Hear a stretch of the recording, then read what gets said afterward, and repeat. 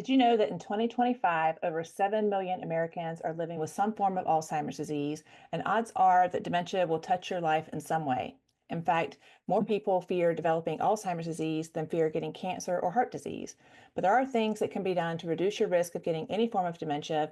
And if you're already a caregiver for a person living with dementia, there is support and resources available for you. So stay tuned to learn more about this. June is Alzheimer's and Brain Awareness Month, which is dedicated to raising awareness and supporting the fight to end Alzheimer's. This month provides an opportunity to encourage conversations about brain health and dementia, with the official color being purple. This Awareness Month also includes the Longest Day, t-shirt here, which is a fundraising event on or around June 20th or the summer solstice. The Alzheimer's Association has been a longtime leader in working to end Alzheimer's disease and other forms of dementia. They've helped to accelerate global research, which drives risk reduction and early detection, while also maximizing quality care and support for caregivers. To support their work, this year I'm teaming up with the fabulous Dangle and Dot to support the Alzheimer's Association's annual fundraising event, The Longest Day. We're calling our challenge the Memory Miles. And starting June 16th, we're going to be walking every day for 5 days, raising awareness, honoring loved ones, and working towards our goal of raising $2,382 per team. And that might sound like a strange number, but stay tuned to find out why we chose that goal. This episode is a discussion with 3 perspectives: me as a healthcare professional, Kat Hartley as a full-time family caregiver, and Nancy Nelson, who has been diagnosed. We'll share what inspired us to do this, explain how you can support us where you are by walking with us and donating. And we're going to share some important facts about how Alzheimer's disease impacts women differently. We'll also give you 3 practical ways to support caregivers and 3 ways to support those living with dementia. So lace up your walking shoes and get ready to learn and donate. Welcome back to all of my subscribers, and particularly my AgeWiseU members. We've built an amazing community over the past 5 years of the podcast. If you're new to this channel and the podcast, welcome to This is Getting Old, Moving Towards an Age-Friendly World. I'm Dr. Melissa Batchelor, and I am a nurse and a nurse practitioner with nearly 30 years of experience caring for older adults and their families. And the reason I wanted to focus on this topic today is because my grandmother was diagnosed with Alzheimer's disease and passed away late in 2022.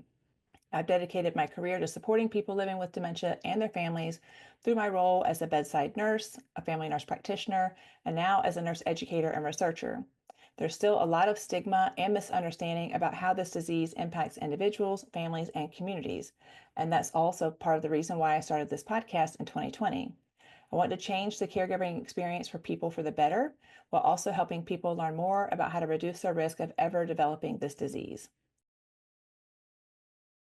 So now let's dive into today's topic about walking coast to coast for Alzheimer's disease for the longest day. This is the 3rd time that Dangle and Dot have been on the podcast, but just in case you missed those amazing episodes, before we get started, I'll let you 2 introduce yourselves. I'm Nancy Dangle of Dangle and Dot. And I'm Kat. I am the Dot of Dangle and Dot. And together we're daring to do dementia different. And we encourage you to all climb up on this bus of ours. And travel with us. Yes, where we re-explore how we can live well with either a diagnosis, yes, or in the role of family caregiver. And it's been 12 years. Wow. And caregiving. I've lost 7 family members. So dementia, Alzheimer's, caregiving, and all the wake of that has been with me since I was 6 years old. So we talk from lived experiences, yes, and we ask you to join us. And we're 2 women joining the amazing Melissa to give this sort of a new shade of lipstick. Yes. Thank you. Yes. Melissa. Thank you, ladies. Yeah, I'm like really jealous of the bus back there. So I have to figure out, we'll ask, you can tell me later where you got that. But before we get too far, I just wanted to explain what the longest day is and how it relates to the fundraising campaign. The longest day is the day with the longest light, which is the summer solstice. And this day was chosen as a day to shine a light on the darkness that Alzheimer's disease and other dementias can bring to individuals, families, and communities. But it doesn't have to be that way. In addition, for the first time, there are treatments that can change the course of Alzheimer's disease. And while that is a tremendous step forward, the work is far from over. and will be until we have a cure. And the longest day helps to raise money to help individuals living with disease, no matter what stage, to get the treatment, care, and support that they deserve. So I think the first thing that we should talk about is kind of what motivated us to do this story, the longest day. So why is participating in the longest day campaign meaningful to both of you personally? Well, I would say for me, I've done it now several years, and I would say that it is fun to get other people to understand that there isn't just tragedy attached to a diagnosis, that there is fun and fun times. And this walk, and certainly the way we're doing it this year, is really something that everyone can get involved in. And so it's fun to do it as care partner and caregiver. Yes, and I feel like just seeing that there's community out there to support you, and to know there's resources and people who are really kind and caring in this space that don't want you to go it alone. So to be able to join others and see people participating, taking an action step towards a better now and a better future is really what we're all about. Getting connected. So many people have diagnoses, and getting connected is something that you can do to understand perhaps someone at your workspace, certainly family members. And the more we know individually, the better we get along together as a care pair. And we're excited for that possibility. Yeah, and so when we initially had our meetings, maybe just tell people a little bit about how we came up with the fundraising goal of $2,382 for each of our teams, and kind of the inspiration behind our team names, which mine is MelissaBPhD Memory Miles, and we have Dangle and Dot Memory Miles. And for those of you who don't know, we're in Las Vegas, a very sunny place come the summer solstice. And Melissa being in Wilmington, North Carolina, that's far apart. And so we wanted just sort of to bring Meet in the middle. Meet in the middle, where this $2,382 represents meeting in the middle of how many miles it would take to get from Las Vegas for us to hug Melissa and hug Melissa and hug all the people along the way. Yes, yeah, it's just a fun way to get out and be seen and to help and to educate people. Yes, and the three of us believe in movement has been part of our success in this field, to prevent and to carry on and to inspire. You know, we've walked the walk here, and everybody's journey is different. Yeah, but let's gain some. I can gain some from yours, and you can gain some from ours. Yes, and walking and meeting in the middle, I think, has some great metaphors for the longest day. Right.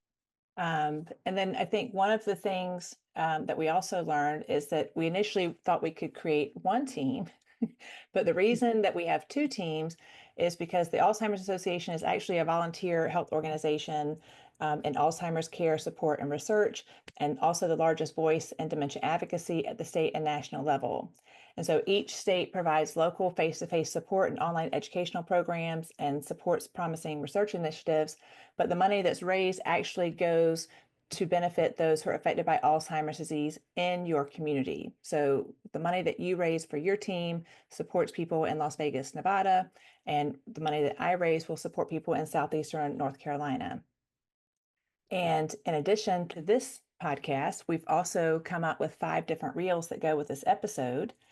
So what do you think has been the most fun and challenging part of kind of getting ourselves organized? Well, I always think it is when we get out in the community and we re-see very popular places here in Las Vegas. And so that's what we have done. And we hope you enjoy the choices that we've made. There are so many to choose from here in Las Vegas. Yes, so we have a fun one with the sun rising at the Las Vegas sign. That's the only time way early in the morning. that's the time that we prefer to go to the strip. Yeah. When everyone is just sort of, That's you know, true. maybe going to bed. So it's iconic. We feel like we're iconic in this, you know, dare Journey. to do it differently. Yes. I would say a challenge for me being a caregiver, full-time caregiver, I had to ask my helper caregiver to stay with my mom very early so I could go out and film it. So being a full-time caregiver, actually just going out of the house always creates, you know, it's not that easy. That's right. That's right. And we don't know that until we do it. You know what I'm saying? We don't walk the shoes of someone diagnosed until we actually get the diagnosis. And that's true even if it's a family member. Mm-hmm. And so we just kindly are so happy to be here and want you to get up and want to join us.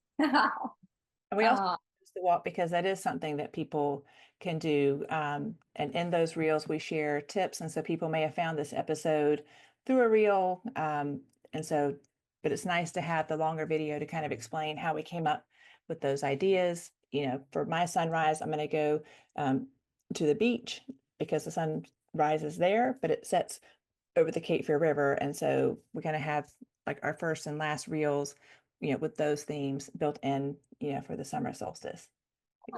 Together in the middle. Oh. All right, so now let's talk a little bit about the mission of the movement. Recently, the 2025 Alzheimer's Disease Facts and Figure report came out, and I'll include a link to that in the description, or you can just Google Alzheimer's Facts and Figures. But this is an annual report. It's a statistical resource for U.S. data related to Alzheimer's disease, which is the most common form of dementia. And the report provides a lot of information, a lot of informative background and contextual information about the data, which includes mortality and morbidity rates, discusses issues related to caregiving and our dementia care workforce, and the use and costs of healthcare and services related to Alzheimer's disease. And every year they put out a special report with the main report. And this year the focus is about American perspectives on early detection of Alzheimer's disease in the era of treatment. And actually, about a week ago, the 16th of May, the FDA actually approved the first blood test for Alzheimer's disease. So that's also exciting to see how biomarkers are beginning to enter, trying to help get an accurate diagnosis for people. So why do you think supporting the Alzheimer's Association through fundraising is so critical now? Well, I think now when maybe most of us are pitching pennies in some way, that it is good to have someone out there saying, hey, we accept all donations, and we realize that people are maybe not able to do what they used to do, but please step up and step out, because Alzheimer's is not slowing down. It's gathering people all the time, and we never know when it's going to be a family. Mm-hmm. And so the more you know about something that is very likely, darn it, to maybe land in your lap, the better off you'll be. And perhaps what you donate today will help someone that you love. Yes. And having been in this space essentially a lifetime, I also had dedicated my career, and I had worked at the FDA at one point. And I just knew at that time back in the 90s, we had a long way to go. I mean, the funding for Alzheimer's research was a desert. And Nancy and I, this is one of the places we met, is through advocacy. We've gone to Capitol Hill several times with the Alzheimer's Association, organizing us, giving us purple sashes. We recently went to our state legislators. And in the time that we've been doing that, I've been doing that for about 12 years to see actually success, more funding at the federal level, more even just discussions about what is needed. So those dollars given to the Alzheimer's Association has really supported us to be able to go, knock on our members of Congress and keep saying our families need the support. And when those statistics come out, I always want that to be now the rock bottom. Okay, let's go up from here. Yeah, with research, you can maybe put this thing on a squash, right? And it hasn't happened yet. We're hopeful that it will. And that new blood, the blood marker test that makes it easier to diagnose, that really shifts us now into that prevention, protecting our brains. And paying attention and knowing about it before it hits you is really in your benefit. The early diagnosis for me was right spot on. I have done so much that I wouldn't have been able to if they told me at a later time. So we just don't know what we don't know. So join us. Yeah, donations, big or small, they all matter. They do. And you are taking an action step to support others. You know what? It makes you feel good. It makes you feel good.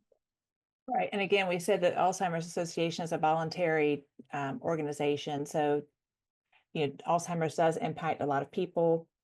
It actually kills more people than breast cancer and prostate cancer combined. So right now we have about 7 million people living with some form of Alzheimer's and over 11 million caregivers. So that's about a 2-to-1 ratio. But the care that's provided is estimated to be 10.4 billion hours of unpaid care, and that was in 2023. And 1 of 3 older adults dies with Alzheimer's disease or another dementia. And in 2040, the expected cost was $360 billion, but by 2050, those costs are expected to reach nearly $1 trillion. And so that's a lot of people that need support. And so by participating in this fundraiser, again, those dollars go to help people within the community of the team that you donate for.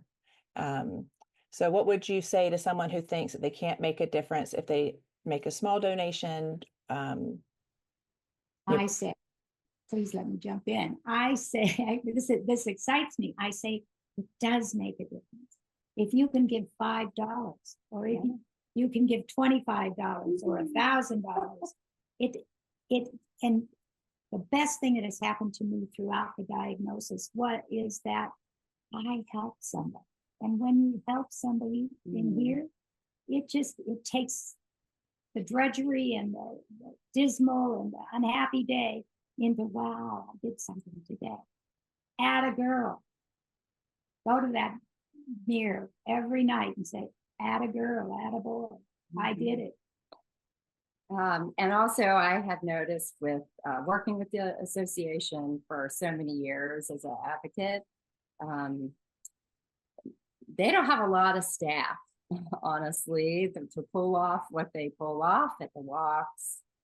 So I'd like to really shout out to our Desert Southwest chapter here in Las Vegas. They are so kind and fun to be around. And fun. So you go and you spend a little time and you help out a little bit and get other people to know a little more about them. Desert Southwest chapter has put their arms around me 12 years ago. And it was the best thing that happened to me, and it's helped me all the way. So I'm sure that every dollar does matter, and it goes in so many different directions. Right. Yeah, I connected with the Southeastern, our chapter of the Alzheimer's Association. I've been to a couple of their events as well. But very helpful, happy to help connect people to resources. And you can find your local chapter by going to the Alzheimer's Association's main website.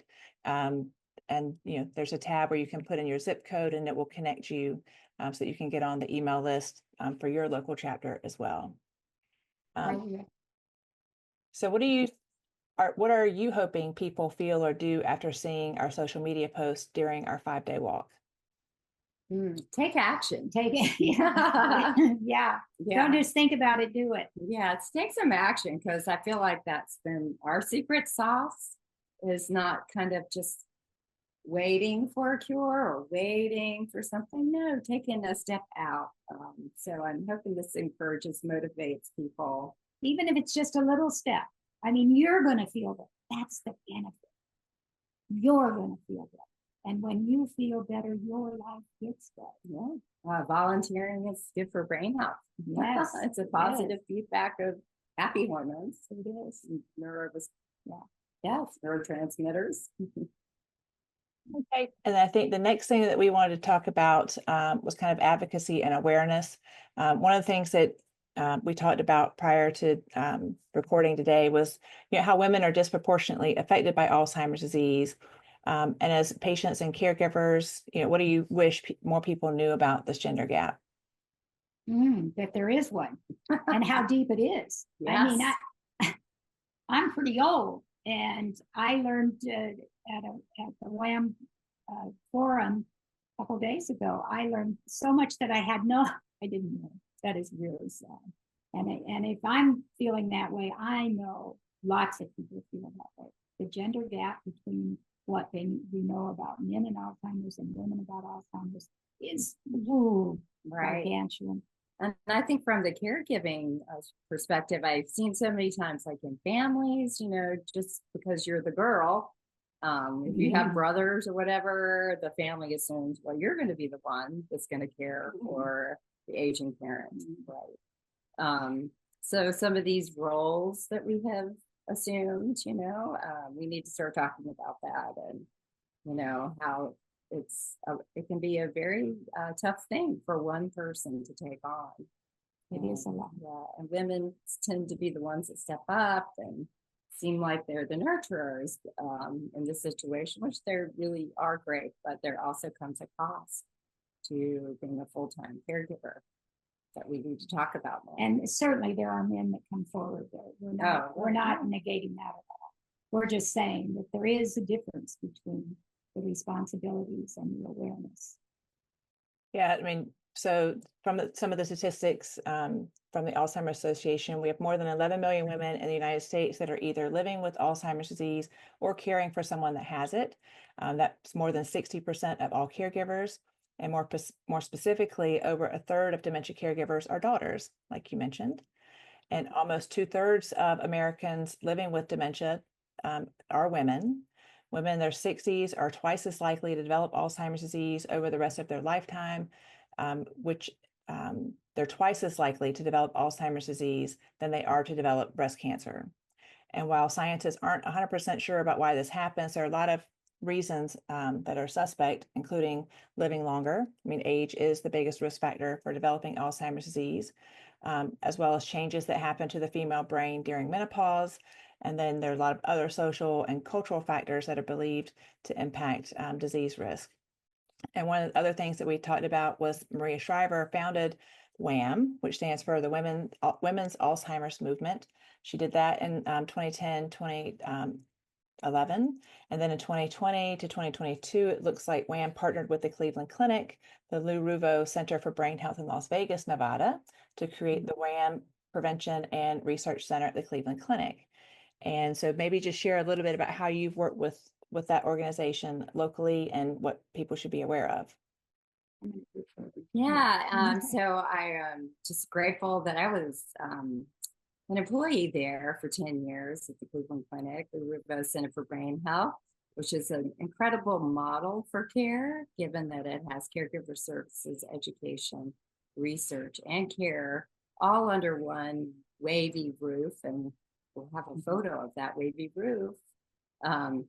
And in that course, there was a project where some young researchers were able to pick a project through a research study.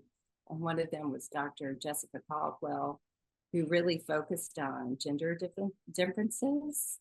And she was one of the kind of pioneers showing that there's something happening to women's brains after menopause, how it's changing. And Maria Shriver and the founder of the Cleveland Clinic, Larry Ruvo, who's a longtime Las Vegas, had really kind of made a partnership. Let's do something different. Maria Shriver, she's out to change the world on women's health.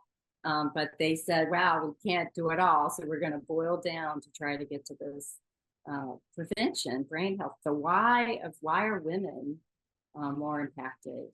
So they give research grants to young women researchers, And they also have a clinic, an actual clinic where women can come and learn about brain health, do some testing and learn how to eat and exercise, take care of themselves better.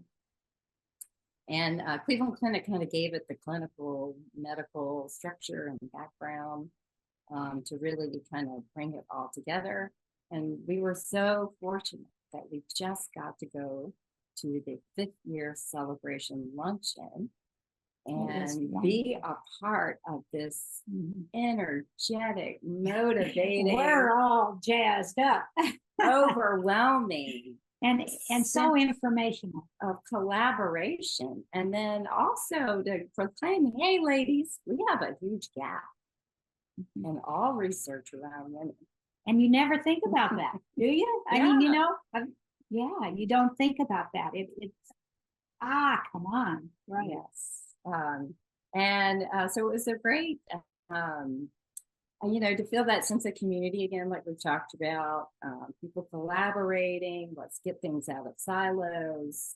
Let's understand and have these kind of what women like to do, bump into one another and hear what the other one is doing, and maybe that's how we met. So what a just incredibly forward thinking and really focus on prevention. Let's just really, what can we do? And that there is prevention available. You know, it isn't a lifestyle. We can do so much, and we're not told that, right? We're just not given that information up front. We are perhaps today a little better than we were 12 years ago, for sure. But you know, when you sit and listen to all that happens in a woman's life that research hasn't even uncovered. I mean, it's crazy. Yeah. It's just, crazy. there was one woman really on menopause, and just the number of PubMed, which is the place where, you know, papers get discovered. If you compare like things about pregnancy versus menopause versus I mean, the numbers are just so skewed on how much research that we really know about. How little research about our aging women's bodies and brains. So I don't know, there was a lot of momentum in that room. That is a powerful, what Maria Shriver and Lamb are doing is just so powerful. And they even Maria Shriver and her son even created Mosh bars, which are excellent, which are brain health bars to take on the go, and all the proceeds go to the women's Alzheimer's movement. And they're doing wonderful fundraising through that. It's wonderful. The whole thing is just, come on, let's all get involved. Let's be curious enough to care. Let's care enough to be curious. We're here. We want to help. I actually just did an episode recently with Dr. Betty Murray about menopause and how menopause impacts your brain. And so I'll also include a link to that, because she talked a lot about a lot of what we know now is from one large scale population study that had a lot of flaws in it. A lot of misinformation, you know, was generated from that. You know, how important it is to have to, you know, for bioidentical estrogen, progesterone, you know, actually starting, you know, when you're perimenopausal, you know, and a lot of that is to protect, you know, not only your brain, but your bones. And, you know, so there is, I mean, you're right. You know, as a researcher, I've been aware of the, you know, the gender gap, but it's nice now to see people trying to kind of close the gender gap. Yes. Yeah. Yeah, you're in good company. You are in good company. Yeah. So now let's just give people, you know, some practical takeaways. You know, I guess we can start with we'll start with Kat. What are 3 important ways that people can support caregivers of a person living with dementia? Please drop off the casserole when you hear someone is diagnosed. I have never been involved with a disease that people shy away from so much. You know, friends can disappear. I come from the South like you, Melissa, and when somebody was ill or sick or something, you dropped off the casserole. I don't see that at all in dementia. People rallying around a family who might have just gotten diagnosed. Yeah, and not just once. Yeah, a lot of times the casserole happens once for an acute illness, Yeah. this is something that, maybe once a month consider dropping off the casserole. There we go. And so that leads into, yes, offer a small task that you could do for someone, run an errand, help with the lawn, just small tasks, and that could take one more thing off the caregivers list. And then my third one, I think I find the most valuable is when people just check in. They just send me a text to let me know they're thinking about them. How are you doing? Maybe you don't have the right words to say to someone, but the act of knowing that somebody thought of me is so supportive. Mm-hmm. It doesn't have to be a lot. Right. And I've actually talked to a couple of friends of mine who are going through different things, and that's true for anybody. If they've lost someone, I think maybe what people don't understand is with Alzheimer's disease, kind of the grieving process starts the minute somebody's diagnosed, and then it just continues, over what can be years. And so, just remembering the caregiver's birthday, Right. saying, hey, I was thinking of you today. Would you like for me to come, stay with your loved one for 4 hours next week, one afternoon, so you can go get a massage or just go grab a coffee or go for a walk, but just to always remember that all those things mean a lot. And then, Nancy, what are 3 meaningful ways that people can support someone who's been diagnosed? Well, it's the piggybacking on the caregiver side when she mentions don't disappear. People are afraid of the word dementia. They back up when they hear it. They've heard only, in many cases, only tragedy about the diagnosis. And I would encourage you, and that goes back to the part about being curious enough to learn a little about it. Because when you disappear, then it just validates my not being able, not being enough, disappearing myself. And when you take time to know that what you say and how you say it, how important that is,